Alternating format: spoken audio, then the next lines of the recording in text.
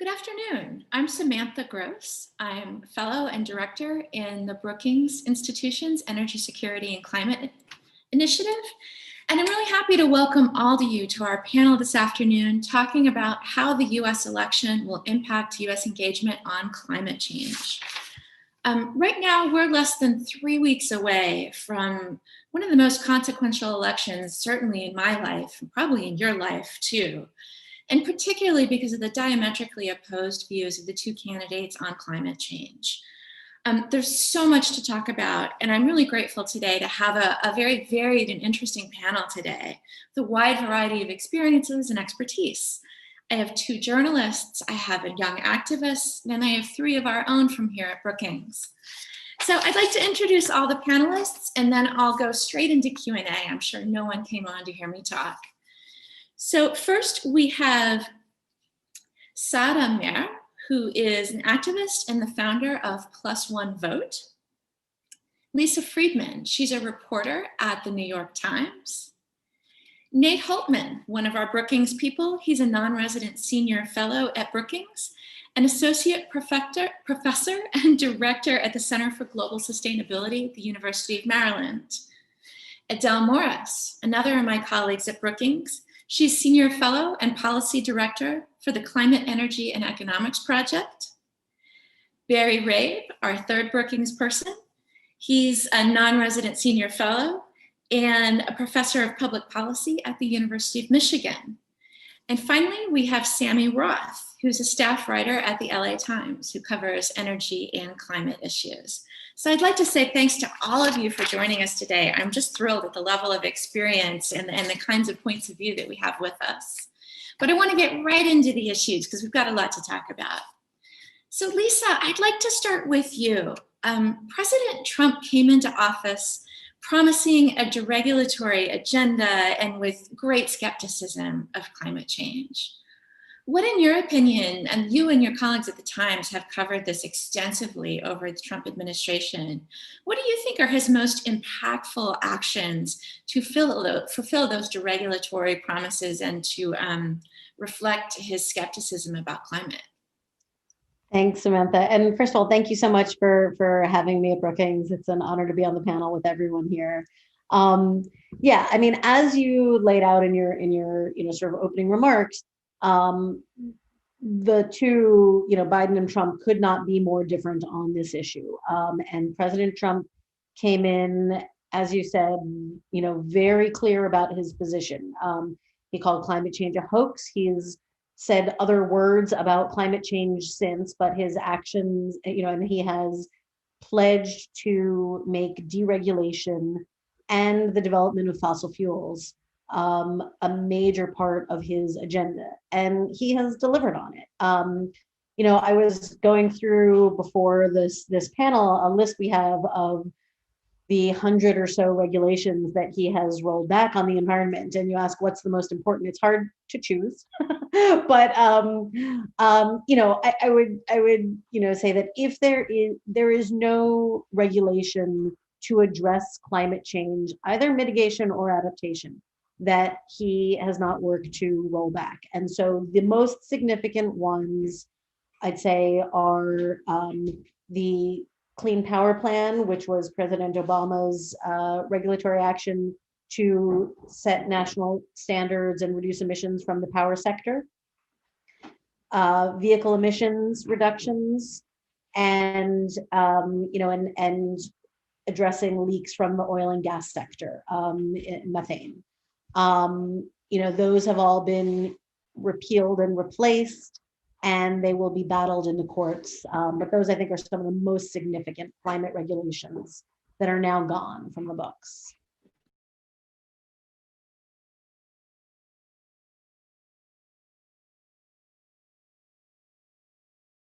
Sammy, from your point of view out on the West Coast, how do you view Trump's most impactful actions? Well, I think something that Lisa mentioned that's especially important in California is this issue on vehicle emissions. In addition to rolling back, the federal vehicle efficiency standard, the Trump administration has tried to revoke this authority that California has had for decades now to set its own fuel efficiency standards that are stronger than the federal government's. And that's particularly impactful from a climate standpoint because another dozen states have sort of signed on to California's standard. So that's still working its way through the courts, and I think is really one of the big ones that's hit California. The other thing I would mention from a California and Western perspective is public lands issues in particular. And the bulk of America's federally managed public lands are in the West. There's really strong bipartisan support across the Western states, not just the more liberal ones, for policies to protect public lands. And what you've seen from the Trump administration and from the Bureau of Land Management is this really aggressive effort to sell as many oil and gas leases as possible, which is something that Joe Biden has explicitly said he would stop doing, and federal oil and gas leasing. So I think those are two areas that have sort of especially resonated here. Yeah, the vehicle efficiency standards is such an important one. That California waiver has been in place since the beginning of the Clean Air Act in the Nixon administration. It's not a new thing. Saad, I'd like to turn to you. You've gone from studying environmental policy to moving on to found an organization that's focused on encouraging young Americans to vote. How has the Trump presidency affected young Americans who care about climate change? Are they discouraged, emboldened, maybe a little of each? I think that young people are looking at the system as it is, and we are seeing every single crack that there is in what we're told these institutions are supposed to be, right? And in many ways, I think we often try to talk about it as if these are some sort of bugs in the system, but these are features. Our system is designed to give power to certain types of people and to embolden them to continue along that certain pathway. And what that's doing for the climate crisis is really exacerbating what we're seeing across the country. And really, as young people looking at this, we're kind of like, what's going on here? Are we supposed to be able to have a president who's able to lie and just tweet disinformation every couple of hours and throw the world into chaos? Are we supposed to be able to be thrown into a massive, massive pandemic? Are we supposed to have economic recessions every couple of years, just like as a casual thing? That's all I've ever known in my lifetime. And so we're seeing these giant cracks in our system. And for young people, we're sort of looking at this and saying, with this election, hey, either we're going toward giving permission to an authoritarian regime, or we're going toward a pathway that's at least something we're familiar with and can work with, can lobby for more progressive policies on climate action, and can change that dynamic. I think there's an understanding of really what is at stake in this election regarding the future of climate policy. Yeah, it sounds like you're describing a really galvanized youth. Excellent, that's good to hear. Barry, I'd like to turn to you on some of the more technical aspects of what's going on in the Trump administration right now. You have a new book out that I'm happy to plug a little for you called Trump, the Administrative Presidency and Federalism, in which you explore how the Trump administration has used executive orders and regulatory changes to roll back many of the policies of the Obama administration. How might this play out in a second Trump term? Has he deregulated all he can deregulate? What might be some actions that Trump might take if he finds himself reelected?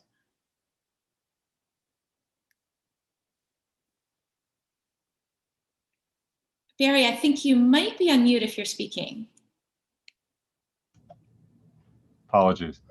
No worries. I think this has been an ongoing challenge in policy because it's now been 30 years since the last reauthorization of the Clean Air Act, 33 years since Clean Water.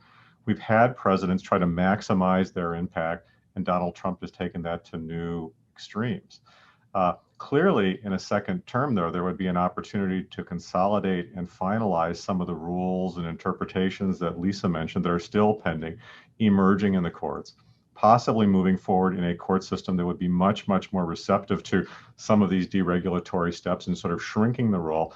But I also think that what we have seen increasingly, especially in agencies like the Environmental Protection Agency, is a marginalization on the technical expertise of staff. These are agencies that have a lot of expertise and historically have played a large role in rulemaking, interpreting science. We know a lot of those folks have taken retirement and left. And in a second term, you could really begin to see evisceration of our ability to use and apply science in constructive ways in climate and most areas of the environment. That's a frightening future to think about. Nate, I want to turn to you. You have been particularly involved in the America's Pledge effort, which has come forward as a way of putting forward American action despite the fact that the Trump administration has pulled away from the Paris Agreement. And I'm curious to hear, what could government do if Trump is reelected? Do we absolutely need a different president to make progress? Or are there things that we can continue to do at the state and local level should Trump be reelected with respect to the climate? So thanks, Samantha. And the short answer is yes to both of those questions. We do need ultimately to have an all-in strategy that includes the executive and legislative branches at the national level. But at the same time, progress can be made in other ways. So let's make no mistake, as the past speakers have noted, the past 4 years have seen a major erosion of leadership internationally and at the national level from the executive. And as somebody who was involved in some of the previous domestic regulatory agenda that Barry's been writing about and our international strategy as part of the Obama White House, I can say that the loss of these policies has been a significant setback. On the other hand, it's critically important to see the full picture of climate action across our economy and our whole federal system. It's just one example. Coal retirements have actually accelerated in the past 4 years as the ground has been shifting rapidly owing to subnational actions, precipitous clean energy cost decreases, and shifting public opinion. The coalitions and subnational actors that you mentioned now represent 65% of US population and nearly 70% of US GDP. If they were a country, they would constitute the world's second largest economy. Those actors have been undertaking a wide variety of policies that drive forward emissions reductions in their own jurisdictions, and work that you've mentioned that I've been involved in over the past 4 years with the America's Pledge Initiative and other coalitions like We Are Still In, US Climate Alliance, and others have demonstrated the surprising impact that these actors have had in delivering on the overall US emissions trajectory. So to your question, under a Trump re-election, we would likely see an acceleration of this kind of subnational action. And depending on the election outcomes across the country, particularly down ballot, a number of additional new leaders could be expanding on these actions as well. Exactly how those would manifest and the degree of coalition that they would pursue remain critical and super interesting questions that these leaders would have to tackle immediately after the election. Thanks so much, Nate. Adele, I'd like to follow up with you on another really important 2016 Trump priority, and that was his focus on coal-reliant communities and on bringing back coal, talking about beautiful, clean coal, in fact. However, that hasn't really played out as his administration has gone on. Can you talk a little bit about the status of how coal-reliant communities are doing? Was bringing back coal ever realistic? And what could an administration potentially do to help some of the people in these communities? I'd like to bring in a little bit of an environmental justice component. It's not their fault that those communities are reliant on a fuel that is going out of style, let's say. Yeah, thanks, Samantha. And you know, just real quickly back to what Lisa was talking about, on our Brookings.edu website, we have a deregulation tracker. Is tracking deregulation in the Trump era. And if you want to go in there and see what's been happening, both in the environmental regulatory sphere, but in other regulatory areas as well, you can check that out. So President Trump, as a candidate in 2016, made a lot of promises to the people of coal country. He says, you know, get ready, we're going to put you back to work. Now, the problem was, you know, he was pointing to the challenges to coal as a result of the Clean Power Plan that Lisa mentioned and other regulatory actions. Well, that was a fiction. We know from very careful econometric analysis that 90+% of the decline in coal production and consumption in the United States was driven by persistently low natural gas prices. And those are very close substitutes in the primary market for coal, which is the power sector. So coal was eroding in terms of market share for the power sector for years before that. And now in this recession, the demand for electricity has shrunk even further. And we're just, the coal plants that still exist are not running as much, and they become even less economic. So we're seeing an acceleration of the decline in coal consumption, and that's without climate policy of any kind. Maybe the long run anticipation of policy someday, and that goes into your long life capital decisions. But we're not seeing a decline in coal as a result of policy right now. Maybe to a minor degree, state and local policies, but it's mostly economics. And you can't repeal supply and demand just because you're president. So I think what we're looking at going forward, if we do address our climate goals and impose some kind of constraint on greenhouse gas emissions, that's going to amplify the reduction in coal use in the United States very sharply, very rapidly. So my work, there's a paper we had out last year called The Risk of Fiscal Collapse in Coal-Reliant Communities, looks at the risks associated with relying on coal, both in the current economic conditions, but also going forward in a carbon-constrained world. These communities really need to prepare for what's going to be an intense transition. And I think policymakers who are adopting climate policy can work those considerations into the legislation, help protect the health and pension benefits of the workers, help make sure those mines are reclaimed to a reasonable ecological standard, make sure that folks have opportunities to retrain for other industries or retire early if that's not feasible. So I think there are a number of good policy ideas that could be folded in to climate policy that would help any disproportionate burdens and people who are already suffering. Thanks. Before I shift gears into talking about the policies of Vice President Biden, I forgot to say something at the beginning, and that's for those of you in the audience, if you'd like to ask a question, to put it in the queue, there's two ways you can do that. One is you can email events@brookings.edu, or you can tweet to the hashtag policy2020. And we'll get those emails agglomerated and we'll ask as many of those questions as we can. But let's turn now to talking about the policies of potential President Biden. It's been an interesting time. Clearly, comes from a very different place than President Trump. However, there's been some squabbling on the left about how far to go with climate around things like the Green New Deal. And so let's talk a bit about where Vice President Biden has found himself with respect to climate. And Lisa, again, I'd like to go to you because you've been involved with so much coverage here. How has Biden's climate policies evolved as he's moved from being a primary candidate to being the Democratic nominee?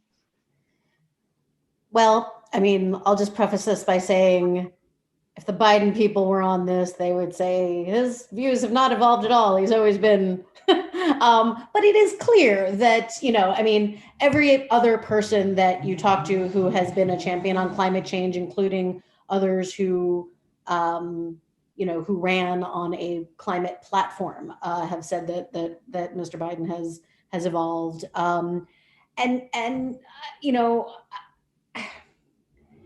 The specific ways, I'll get to some of the ways that he has, his actual plan has gotten much bigger, a bigger price tag, much more ambitious, a much more ambitious timeline.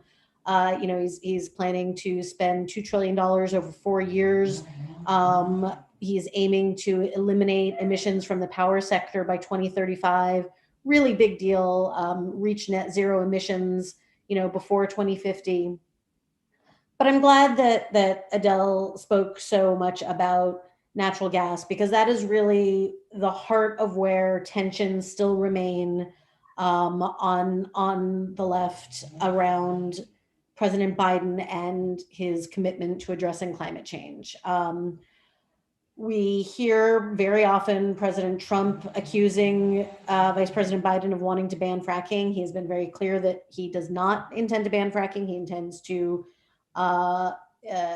eliminate new permits for fracking on federal lands and waters. But that is something that, that progressives really do want to see. And while for many years the fight over fracking was primarily around dangers to water quality, these days the effort to end fracking is explicitly tied to an effort to phase out and eventually eliminate natural gas. There is debate in this space, but a number of energy experts say if we want to reach this goal of reaching net zero emissions before 2050, we can't be building new fossil fuel development of any type. And so, we have Vice President Biden, who has been using phrases that, we've heard over and over during the Obama years, that natural gas is an important bridge fuel. There are folks on the left who say we've passed the bridge. And that is a fight that we're going to see play out if there is a Biden administration over what role natural gas will continue to play, and whether he will push to really eliminate fossil fuels or work more on the effort to boost renewables. Yeah, and I'll just add the moderator's note that banning fracking in the United States really would bring oil and gas production not to a complete screeching halt, but close. So much of the growth and the production that we see happening in the US today is reliant on the hydraulic fracturing technology. Sammy, turning to you, have these changes in Biden policy, the fact that his they might say it hasn't, but his policy has gotten more ambitious, but he also is still in line with some continuing fossil fuel production. Is this satisfying to West Coast voters, and is it meeting the specific needs of that part of the world? Well, I mean, a little hard for me to speak on behalf of West Coast voters. I don't know that I've seen really good polling that's, specific to the California and the West on the, specifics of Biden's plan. I haven't heard too much consternation about it. I think in general, like in a lot of the rest of the country, you've had, the Sunrise Movement come around to Biden, and I think you're seeing something similar in California. I mean, but a couple things that stand out in his plan from a Western perspective. I mean, Lisa mentioned the, really ambitious goal of a fully decarbonized electricity sector by 2035.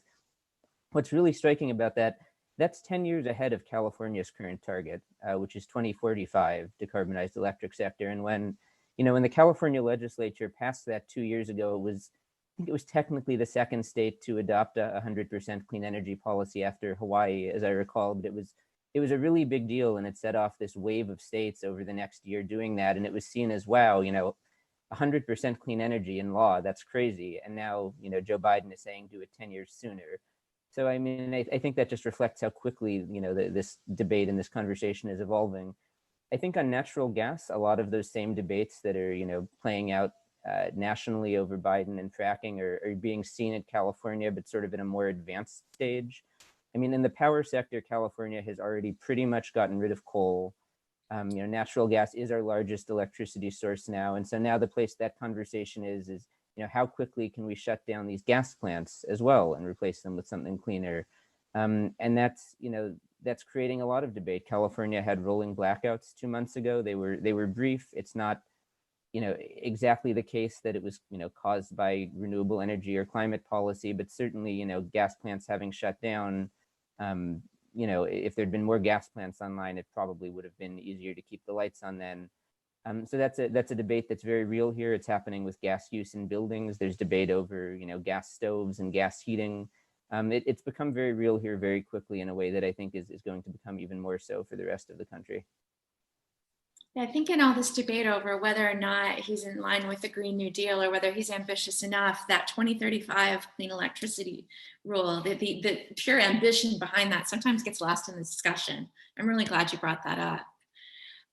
Saad, you're our representative of the younger voter here. Sorry to put all of that on you, but Joe Biden wasn't the first choice for many younger voters. He's 77 years old. He occasionally throws out some expressions that are sound pretty antiquated to the younger ear.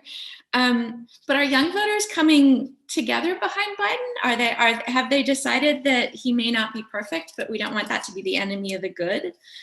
Is his centrism a turnoff, or are young voters coming around? Samantha, I still don't know what malarkey is exactly. I don't think any of us young people still understand what exactly was the effort there. But I think that I was actually talking to Senator Ed Markey a few weeks ago, and that was another race where we saw, age being a really big factor in how people were framing these discussions, right? Obviously, Senator Ed Markey was running against Congressman Joe Kennedy, who was basically half his age. And no shade to Senator Ed Markey, but I think looking at that, it's not about the age of the candidate. It's about the age of the ideas, right? And what we've seen with Biden is him coming forward on his opinion of a lot of these climate policies, right? And while I think a lot of younger people would like someone who is more progressive and more ambitious, I think even framing it the way we often frame these conversations is around a price tag. What is the price tag of Joe Biden's climate policy? And it's $2 trillion, right? And we saw this really play out in the debates of 10 trillion and a couple billion and how we're looking at that, as if to say that on the other side, the price tag was zero.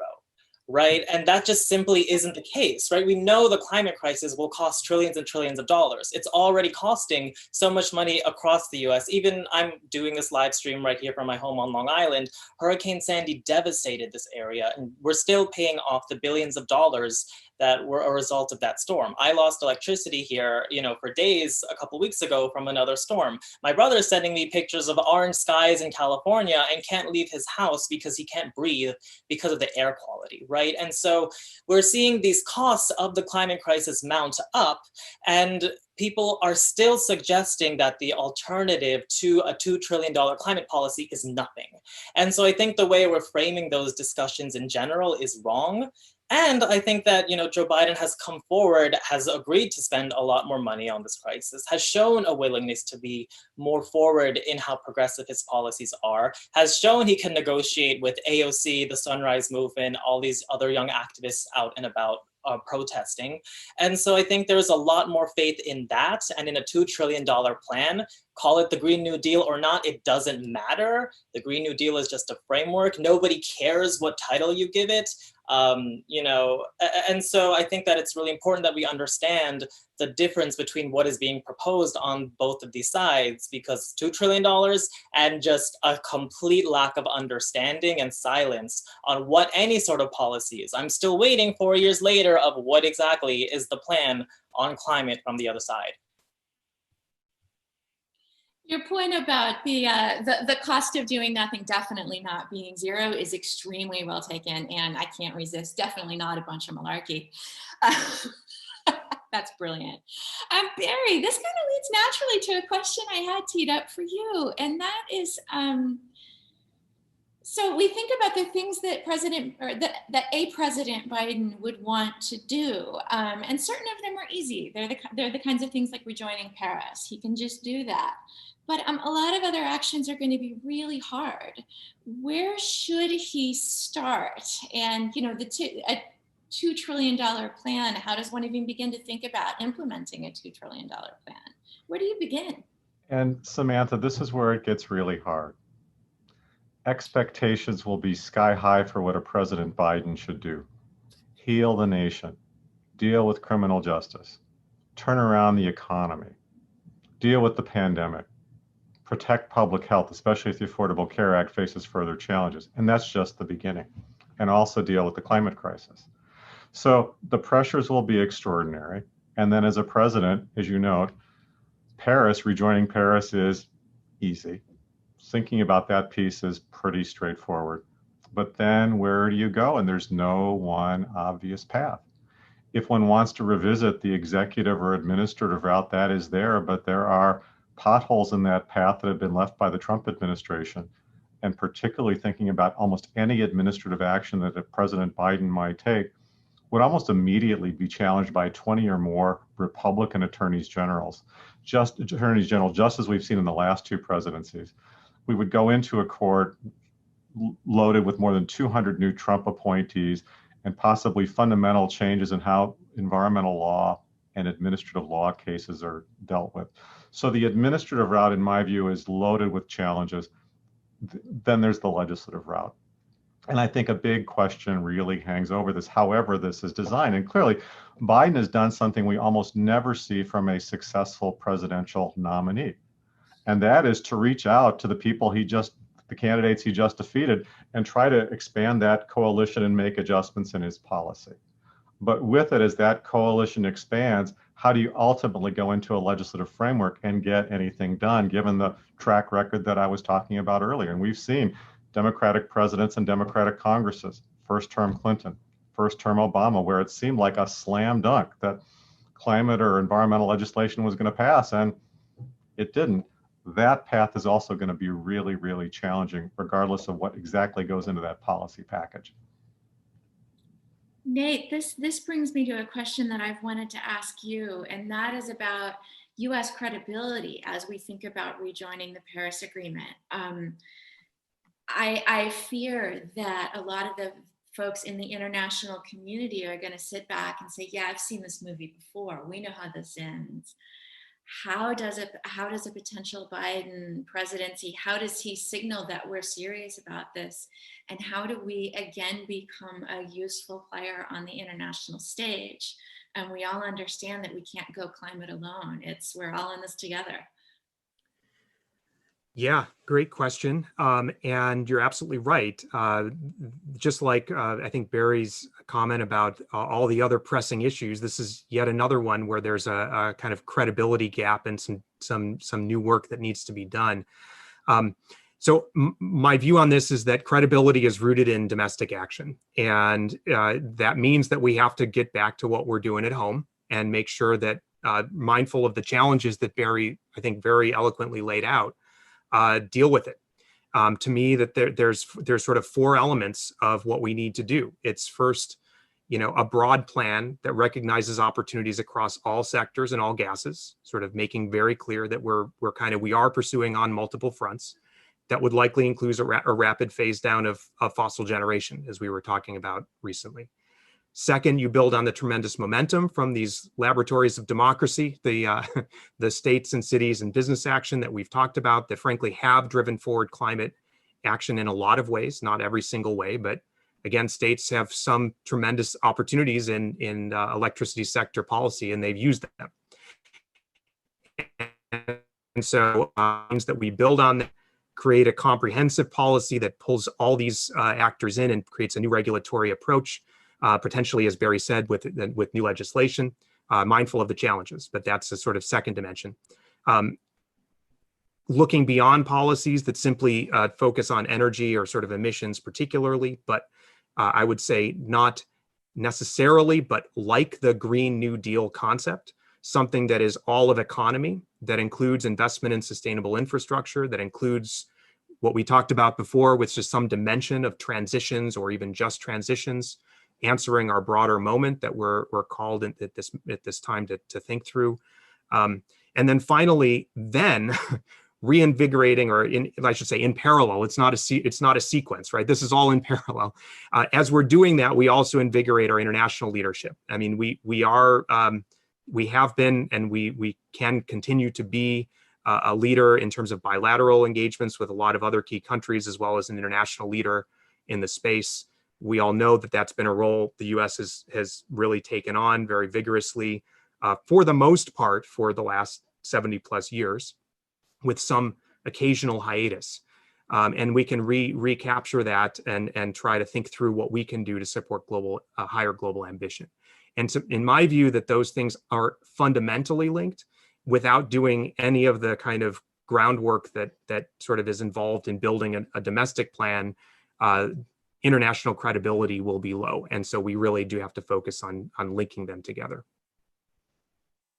Thanks so much. Adele, I want to turn to you, and this is actually keying back into something that Saad said, and that is the idea that the cost of doing nothing is not zero. You've done some significant work with financial regulators and with central banks assessing climate risk and how climate risk could play out in the financial system. Could you tell us a little bit about that work and that sort of underappreciated area of climate risk?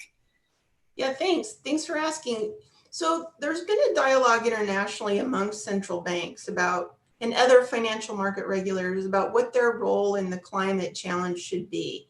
And the US so far really kind of has only tippy-toed into that a little bit.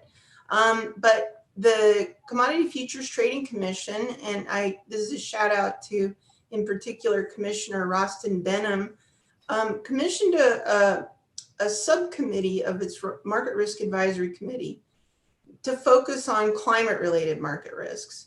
And I was privileged to be part of that team, and we prepared a report that was recently released. It's on the CFTC website, and it really describes what it is that central banks and other financial market regulators ought to be doing to do their part in the climate challenge. Now, to start with, this is not a substitute for action by Congress to reduce greenhouse gas emissions and to undertake other measures to ameliorate the damages of climatic disruption.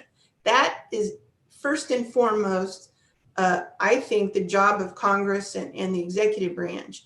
So here we're talking about the independent agencies. But the first recommendation of our group was to put a price on carbon and take action such that market forces shift the economy, shift investment, shift technological development in a way that reduces emissions cost effectively. So that's the number one recommendation to the Congress and the executive branch. The rest of the recommendations focus on these other institutions, and they do have special powers. And the first is to really recognize that there are profound risks associated with both the damages from a disrupted climate, from the litigation against companies who have exposed themselves through various actions in not mitigating emissions or misleading investors. We don't know where our tort system is going to go with that, but I think these litigation risks are non-trivial. And then the risks, as I alluded to earlier, of the transition to a low carbon future. And so high emitting companies, high emitting industries, those that rely on those industries, in their supply chain are all going to be exposed potentially to some very serious shifts in the demand for their products and goods and services. And so those companies need to be preparing now. But the question is, what does this mean for the financial sector and banks and investment companies and so on? Like, what should they be doing? And I think this is where we really get into this question of trying to anticipate and prepare and mitigate systemic risk not just to one institution, but to the banking sector as a whole, perhaps in a particular region. Like, let me just give you one example to just elucidate. These fires in California have burned 4 million acres. More than that, actually, this year. This more than doubles the previous record of burned acreage in the state of California. And so what is happening? People are losing homes, but banks are saying and insurers are saying, well, we don't want to invest in these fire-prone areas. This is getting worse every year. Why am I going to want to write a mortgage on a home in these areas or a commercial property? Why am I going to want to sell insurance to folks in these very risky areas? And okay, well, if you can't get a mortgage, then nobody can buy your house. And that's going to have profound effects on property values. And then all the banks that hold the debt associated with those properties are going to then, see a retreat in the capital on their balance sheets. And so, maybe California will step in and insure these people or make sure that there's some way that they can get mortgages. But this is really a very, extended chain of impacts through the economy, through the financial sector. And that's just one example of one climatic damages. Like, we've got toxic algae in Florida and, decimating the tourism industry there on top of all the pandemic outcomes. We've got chemical fires in Louisiana because of the Hurricane Laura dumping chlorine gas on nearby neighborhoods. Like, you name it, there's dozens of these really kind of alarming outcomes that we're already experiencing. and are likely to get more of over time. And believe me, they do have profound financial market implications. Again, I'm gonna say this again. The cost of doing nothing is not zero. So many questions coming out of that answer. Thanks, Adele. I think I might start by going to Sammy, just with a real specific question. Are we starting to see some of those financial impacts with respect to real estate and insurance? Is that starting to play out in California yet? Yeah, I think it definitely is. I mean, I haven't written about this personally, but we've done coverage at the LA Times that yes, I mean, there are communities in the wildland urban interface, as it's referred to, in in parts of Northern California and parts of the Sierra, north of the Bay Area as well, where insurers are saying, yeah, we don't want to insure people in these communities anymore. And in fact, the California Insurance Commissioner has stepped in with this sort of temporary stop, telling insurers they can't pull out of these communities, at least temporarily. But his power to do that is not unlimited. They're going to have to work out some other solution. It's a real serious problem. Thanks. I think I might also follow up on the carbon pricing question that Adele brought up. I know that's Adele's bread and butter, and it may bring you back on that in a minute, but I think I might go with Barry and then Nate to talk a little bit about, we've seen policies on the Democratic side move a little bit away from carbon pricing, perhaps with the idea that it's not quite fast enough to get to where we need to go. And I'd like to hear your opinions on that, and also your opinions on the potential for a carbon pricing policy to foment a little bit more bipartisanship around this issue. Market-based approaches are typically more popular on the Republican side. So let's start with Barry and then go to Nate about the potential for carbon pricing in the next administration, and could it be bipartisan? Sure. Thanks, Samantha. So two pieces here, one of which you raised, is the idea that this would be an all made by Democrats piece of legislation, or do you try to kind of reach across the aisle and build that proverbial larger coalition that Joe Biden has certainly been focused on in many respects over the course of his very long career? And there's also this big question: do you really try to establish the United States as a global leader on climate change, but take the carbon price entirely out, when that's been a linchpin of so much thinking and so many other systems around the world? Would you really try to put together an omnibus bill? There's one other piece here that I think also is important to begin to think about, and it goes back to my point earlier about constitutionality. And here I'm mindful that we're going to have to be thinking about any bill. Could it pass constitutional muster? Remember, we're 10 years into the Affordable Care Act era, and the only reason that bill survived is that Chief Justice Roberts found taxation and spending powers in a provision of that bill protecting it. Governments can tax, governments can spend. Courts really don't go there. But when we get into the design of lots of regulatory standards and provisions and other things, even if they come through statute, unless they are very clearly and cleanly defined and within constitutional boundaries, your point about the acceleration aspects of this, whereas a carbon price in theory could be implemented pretty quickly, especially if it's a tax, many regulatory provisions could take a good many years and are likely to face much more of a challenge. So there's a mixture of considerations to weigh and think, but you're quite right. The carbon price sort of never disappears from our conversation, and yet it does appear increasingly on the Democratic side to have been marginalized or at least pushed over to the corner for now. And then with it, one last point, we're seeing in so many places where a carbon price is being developed around the world, not just to create that price for markets, but to think of transitional funding for all the kinds of linked and connected sorts of purposes, much as we see in the northeastern states that run the Regional Greenhouse Gas Initiative. If we are going to have a spending-centric strategy, trillions of dollars a year, without a dedicated source, what is the political will to sustain that unless it's in some way linked to a carbon price? And I think that's an even harder question to begin to answer. Nate, on to you. Yeah, so and I know Adele's going to have some thoughts about this, I suspect. So let me see if I can step carefully here.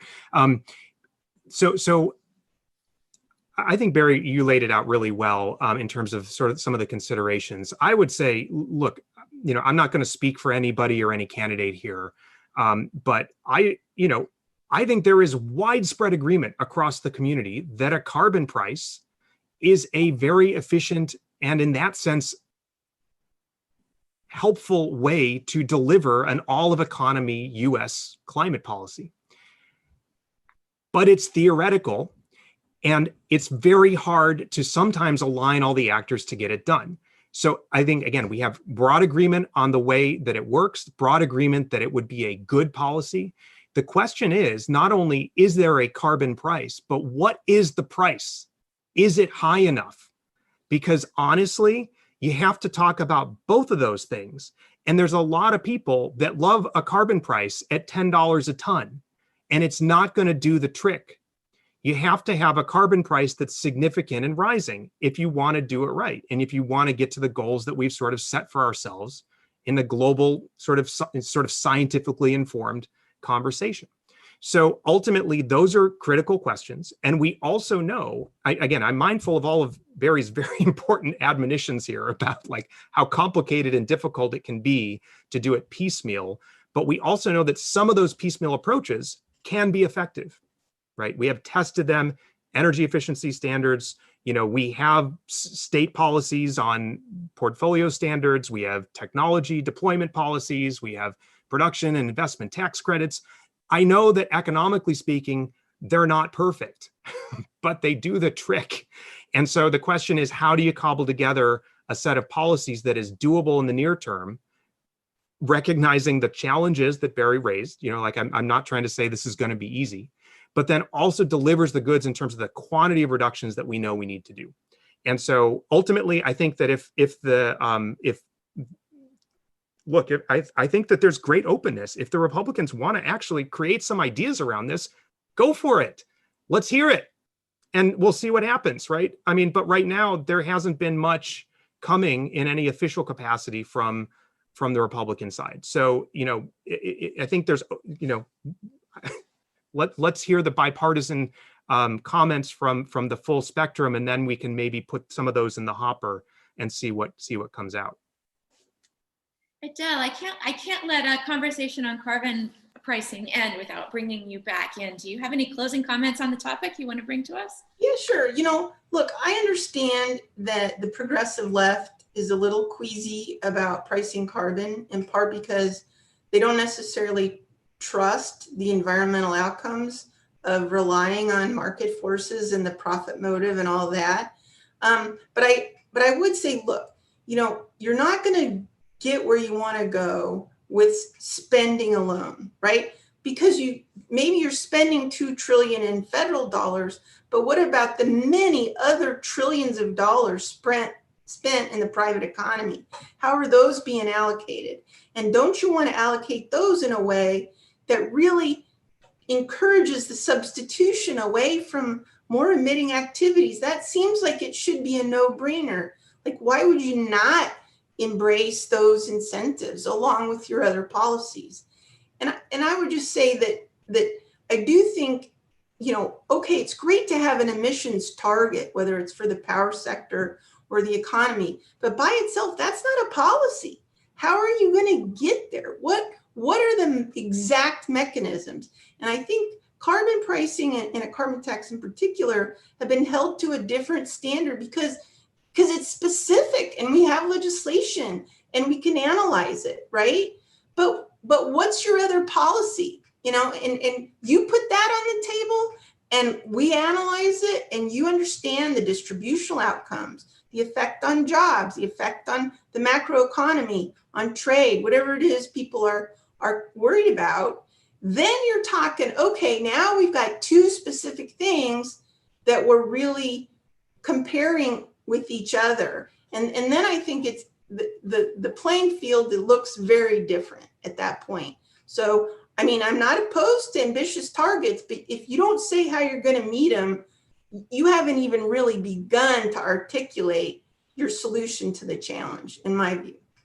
Yeah, that's such a good point. I heard during the Democratic primary debates, various targets put out there, and it's like, oh, candidate X has a stronger policy than candidate Y. And it's like, it's all vaporware until you have policy behind it. But Sada, I want to turn to you for a minute on all this, because we've gotten a little wonky in a good way. That's necessary. But I want to hear a little from you about how do we bridge this gap with voters and with young people about, okay, we have all these goals and we need to meet them in order to have a planet that we'd all like to live on. But on the other hand, they're hard. How do we bridge this gap between these incredible expectations that voters are going to have should Biden get elected and the actual reality of legislation? How do we keep that group involved, engaged, positive, and helping to move the ball forward? Yeah, I mean, I actually don't think that it's hard, is the truth. We have every bit of technological feasibility to accomplish most of these reductions in carbon emissions, right? And I think what we see is a lot of these really ambitious plans coming out there in the United States across all those democratic platforms and even globally in different countries. But what we consistently are missing is what Adele was just getting at, is what's specific about this that you're actually going to do and implement, right? Carbon pricing, carbon tax, it's specific. It's something that you're actually going to do. But when we have the IPCC coming out, where I'm actually an expert reviewer, saying we essentially need to reduce our emissions in half by 2030, that's a 7.5% reduction every single year.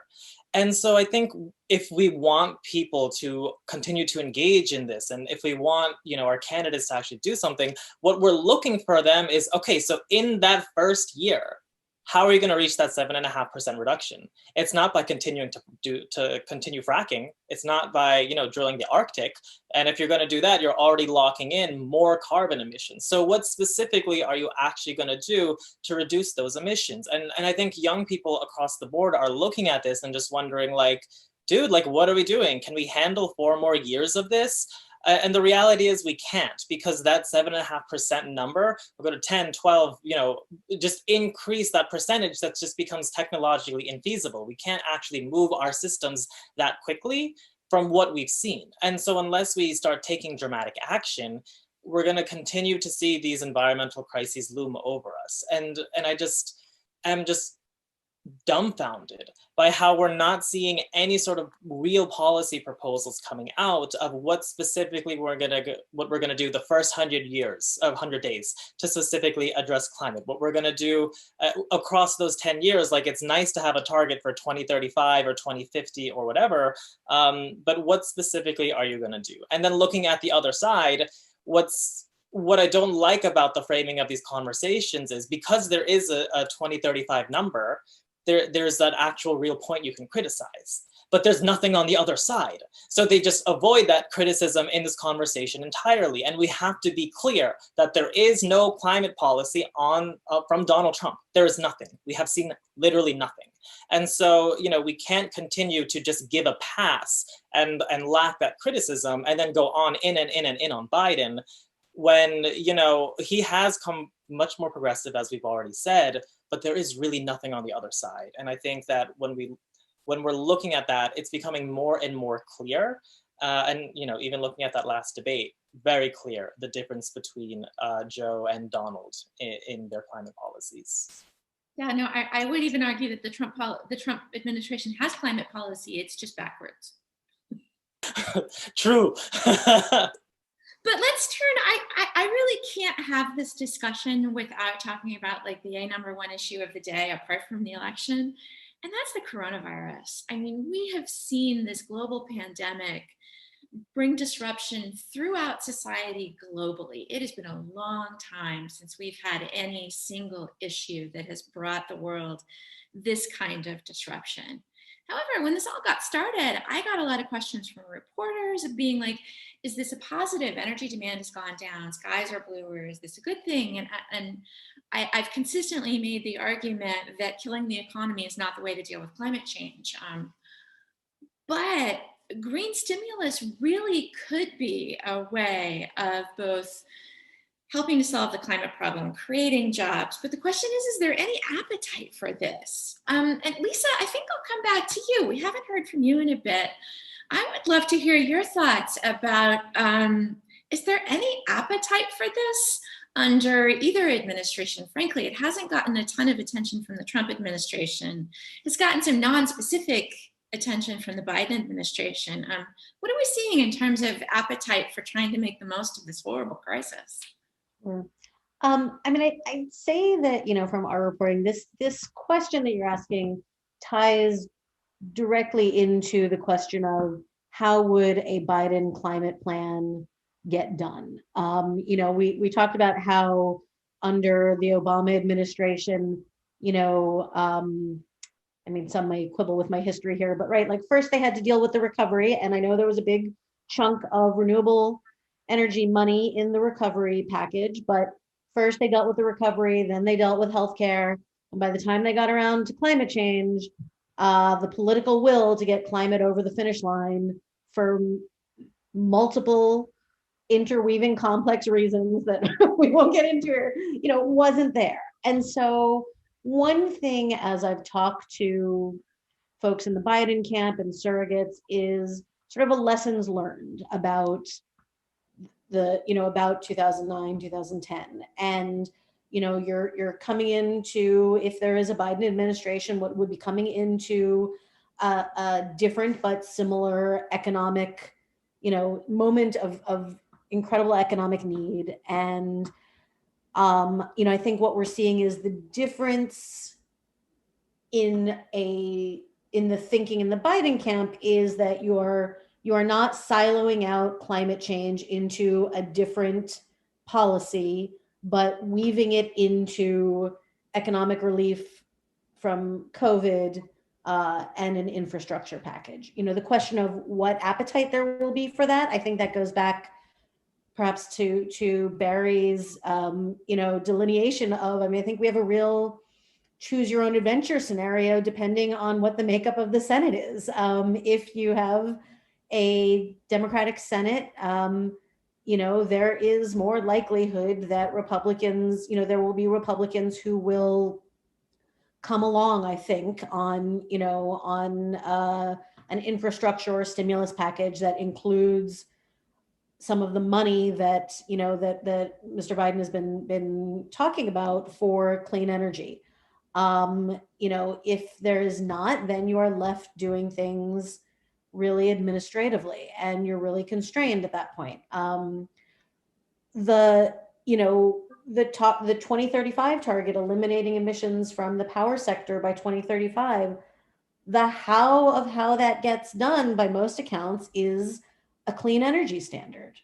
Can Congress pass that? I think that's the big question. I don't have a good answer, but I think, if there is a Democratic Senate, there is a greater likelihood. I've heard a lot of, conservatives who are in the climate space, talk about, bipartisan moves that they have seen that make them encouraged that there will be support. On the other hand, that support is probably contingent upon a clean energy standard that includes space for nuclear or CCS for gas, which are things that would be would be cause of concern on the left. So, in that scenario, is a Biden administration led by a president who, as Barry, said, has been working across these coalitions and can bring them together? That's going to be the question. Would a Senate have to go for nuclear options like budget reconciliation? Is a whole other ball of wax. But I might have lost thread of your original question, Samantha. I'm very sorry, but that's okay. There's just so many interesting things to talk about. I want to follow up on that, and I think I'm going to go Nate and then Barry this time, trying to keep it all fair. I'm looking for potential points of bipartisanship, and perhaps COVID can bring some. You're talking, Lisa mentioned a clean energy standard. Are there places where we could get things done by using technologies like carbon capture and storage that still allow the use of fossil fuels? Could we use some COVID relief funds in order to sweeten things up a little and focus this as economic growth and job creation? Are there ways where we could find some coalitions that we might not be seeing yet in order to get things done? So Nate, let's start with you. Do you have any creative thoughts there? Yeah, I mean, I'm not sure how creative, but basically, I think there are two ways to think about this, or there's two ways that I think about it. One is the broad kind of all of economy thinking that Samantha, you had sort of laid out, because I do think within a stimulus concept, the idea that we are really faced with, right, or the challenge that we are really faced with right now, is that we have four linked crises. We have a climate crisis, we have a COVID crisis, we have an economic crisis, and we have a racial justice and equity crisis, right? Those are four things that are linked together. They're not all the same things. You don't solve all of them in the same way for all four, but they also share some elements. And I think that there are ways to think about how a kind of jobs, economy, clean energy growth, and an infrastructure investment strategy, which we know we need to do anyway in a lot of cases for our infrastructure, could be something that does, attract attention from not only a kind of spectrum across sort of political lines, like sort of bipartisan, but also a spectrum of different kinds of levels of government and different kinds of organizations and different sectors that could see themselves being part of that kind of an overall effort, right? So there's that kind of thinking, which I think can be constructive, and it can provide a locus for different kinds of actors to actually see some benefit from kind of engaging. And then the other dimension is actually sort of splitting it out and saying, like, what are the sort of kind of more kind of narrowly focused topical areas where you could imagine getting together a smaller coalition of actors that would sort of agree that this would be a good thing. So like, tax credits for HVAC installers, right? HFC disposal, consumer energy efficiency initiatives, right? I've got this list here, workforce training. Here's a good one. Sort of thinking about methane leak reduction, right? So for gas companies, right, can sort of get on board with that, and that's something that many states have gotten on board with. So there's like specific things that in and of themselves aren't big enough for like a giant stimulus, but could be part of a stimulus if you package them all together to create these kinds of areas where there's enough sort of coalition support that you could imagine building a broader consensus for doing something bigger. So I think that's kind of how I would look at it, but I'm not, I suspect, as you said, Samantha, what are the creative approaches? I suspect there's a lot more creativity that can be brought to bear from people like Saad in this kind of a conversation. Yeah, that's a whole lot of silver buckshot, but on the other hand, that's what we need. I think we've all established that there's no silver bullet. Barry, do you want to come in? Sure, more buckshot. I want to pick up on the strand of Nate's comment and one word that he used for the first time this word came up, methane. We spend little time talking in policy circles about methane, even though it's responsible for about 1/4 of the estimated warming that has already occurred. It is routinely referred to as the low-hanging fruit, whether we're talking about oil and gas sector, landfill, agriculture, livestock. And there are any number of ways to think about constructive strategies, in many cases involving short-term bursts of spending that could pay large dividends. I thought it very instructive that at least in a few states like North Dakota, they began to use some of their recovery funding for dealing with orphan well issues.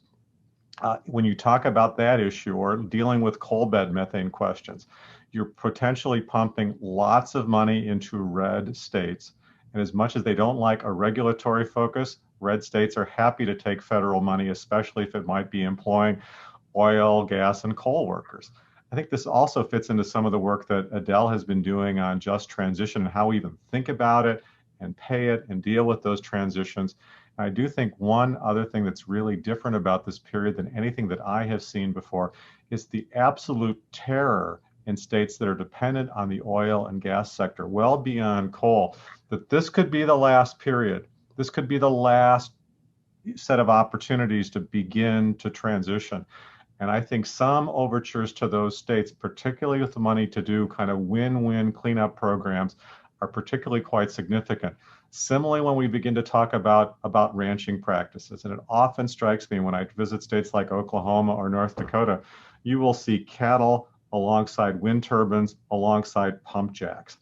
Those are big, big targets within red states. And at least a couple of those, as I see, not the wind turbines, but the oil and gas areas and the livestock produce lots and lots of methanes and some real opportunities for gains and advances. In fact, I think, Nate, the only thing I would say that I would disagree with, that this is an area where I think many states have been very, very slow to act. One, they haven't had money and they have not wanted to take on protected interests in either the ag or oil and gas sector. I think this is ready-made. And really, when we look at the other non-carbon greenhouse gases, similarly to HFCs, this is a transition that is ready to be made. A number of states are beginning to think about this. There are enormous opportunities for how we deal with refrigeration and the like. And obviously, that's an executive action that the Obama administration attempted through the Clean Air Act. It was reversed in lower court, a decision written by then Judge Kavanaugh, but it's ready-made for a funding and new approach through statute. So I think the non-carbon greenhouse gases are tailor-made for this. Yeah, I'll jump in with a little plug for that. I completely agree with you, Barry. And part of that is clearly we need to tackle the carbon challenge, but because it's so central to every part of the modern economy, it's the most difficult part. And in order to get the 7.5% increases that Saad has reminded us that we need to get, and the IPCC has told us that we need to get, we have to pick the low-hanging fruit while we continue to work on the CO2. And methane emissions, I mean, even a lot of the large oil and gas companies are actually behind greater regulation of methane emissions because they understand they have a public face. They need to be somewhat responsible. They don't want to be the public face of increasing emissions of this very potent greenhouse gas. And so it's just, the methane is so, so important. I'm curious, we're getting towards the end of our time, but I kind of like to go back to a really brief discussion of subnational action. I want to kind of end on a positive note, and I feel like that the states have really been laboratories of innovation. And so there's a couple of you who are in good positions to talk about this and talk about things that might continue no matter what happens in the election. So I think I might start with Sammy and then come to Nate, who I know who's been really involved in the subnational work. Sammy, you're based in California, and they have really just led the nation in their push to reduce greenhouse gas emissions. And they're a very large economy on the world stage. Are Californians on board? Do Californians feel like the policies in place are doable, obtainable, and not going to harm California's economic growth? Like, how are California's very ambitious policies playing out politically there? And is there anything we can take from that as we think about national policy? Yeah, I mean, I think one of the things that California has shown is that as you have policies that succeed and do the things that they're intended to do without, creating the economic devastation that was once predicted, people really do get on board. I mean, the big example in California, we've been talking about clean energy standards. I mean, California, first came out, close to 20 years ago and said, we're going to do 33% renewables by a certain year. And then they said, we're going to do 50% by a certain year. And, now they're saying we're going to do 100% zero carbon by 2045. But the reality is California's grid, and I think the number for last year was already something like 63% of the electric generation was carbon free already when you do solar, wind, nuclear, hydro. And pretty much everyone's on board with that policy at this point. I mean, not everyone, you hear some concerns about it, but you look at the legislature, even among the Republicans, there's no serious debate about whether or not we should be pursuing that policy anymore. It's all about, what are the impacts? How do you mitigate them? How do you keep costs down? There was a Republican leader of the assembly in California several years ago named Chad Mays, who recently left the Republican Party and became an independent.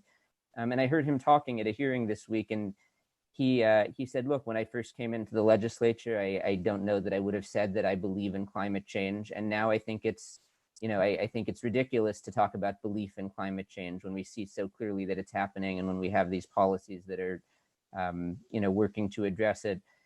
I think when you get past things that are already done and are working, you still have these difficult debates to get through. I mean, the announcement by Governor Newsom, a couple of weeks ago that he wants to set this goal of no more sales of gasoline-powered vehicles in California starting 2035.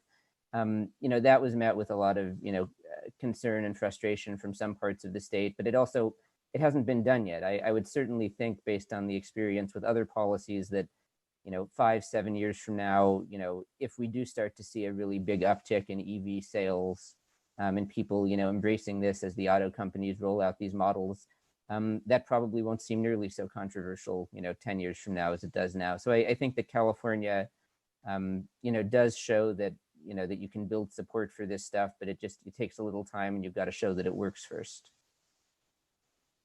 Nate, do you want to follow up on California's been in this position for a long time. It kind of goes back to the Clean Air Act waivers that they've had. They've always been a leader on environmental policy, but are states willing and able to follow? Do states have the political gumption to be able to go some of these ways? And what can they do on their own? Well, I think the answer is just unequivocally yes on both of those. I think Sammy kind of made a great point on this, which is that yes, we all know California is often out ahead, right? And so there's often a kind of tendency to be like, okay, well, that's California, that's different. Tell me about the rest of the country, right? And I think that's a fair question, but I think that the evidence is that sort of strategy is actually then playing out, right? So I'm going to tie back both to Sammy's and to Barry's excellent comment from a few minutes ago. So on electricity, right? So in fact, it was, as Sammy mentioned, Hawaii. It was the first 100% clean electricity, but shortly followed by California. Now 13 states, Puerto Rico, and 165 cities have 100% clean electricity commitments. 1/3 of Americans now live in a jurisdiction that will be powered by 100% clean electricity under those current commitments, right? So it's not, it starts with sort of the leaders, but then others, as Sammy I think correctly said, often the kind of, once that sort of door is opened, and now we are in a world, I think Adele kind of touched on this earlier, that the market for energy is the cost. Samantha, you know this too, like the costs for different energy technologies have shifted so radically in the last 7 years, where the renewables, the gas in and of itself is an issue I'm going to leave off to the side for the moment, but the renewables costs have dropped precipitously, and that creates all these other options for states to look to do that. So we've seen this kind of expansion that's also happened across a lot of other kinds of areas that states have some control of. EVs, for example. Now there's 12 states that have committed to putting 3.3, this is my statistic from our reports, 3.3 million light duty vehicles on roads by 2024. I suspect that number, by the way, will go up. Public bus fleets, 1/3 of US public transit fleets have committed to electrifying buses, right? So again, this is something in the city jurisdiction zone. It's not 100%. This ties back to Barry's point. It's not quite there yet from the sort of subnational, but the options are there. And Barry's point about the non-CO2s. The methane, a good point for kind of, multi-party collaboration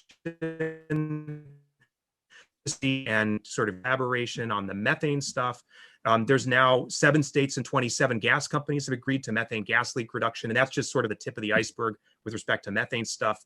And that, as Barry mentioned, and then HFCs, the refrigerants, 16 states have passed regulations or legislations that would phase down HFCs. Again, not 100, we're not there yet, but it's kind of what we're seeing is this kind of expansion of activity from the leaders to now the kind of middle tier kind of joining in with this. And the question is, over the next, say, 5 years, with a combination of additional state and city action, and possibly, as we talked about at the top of the hour, additional federal re-engagement from a potentially Congress and executive branch, depending on how the elections play out, that might actually be able to kind of add in those pieces that Barry was kind of noting were missing. Great. Thanks so much for that somewhat optimistic wrap for us. I just want to add a few words here at the end. Something that we've heard today, and something that I heard some of the candidates as in the run-up to the election talk about, is we're realizing now that climate is an issue for everybody. It's not an issue of saving the earth for our grandchildren who might choose to live on the coast. This is about all of us now. We're all seeing impacts, and some of our speakers today have talked about those impacts. And so it's really helpful. I mean, it's a shame that we've reached this point where we're all actually feeling the impacts of climate change. But we do need to understand that this isn't about, it's about the future, but it's also about all of us right now. And so I'll just conclude with a plug to get out there and vote. I probably don't have to convince people who are tuned into the seminar to go out and vote, but go vote. Make your voice heard. Make sure the people you know get out there and vote. That's the best way that ordinary folks have to make their views known. So I'm going to wrap on that sort of civic duty note. I want to say a huge thank you to all of our panelists who got an incredible amount of information out in a short amount of time.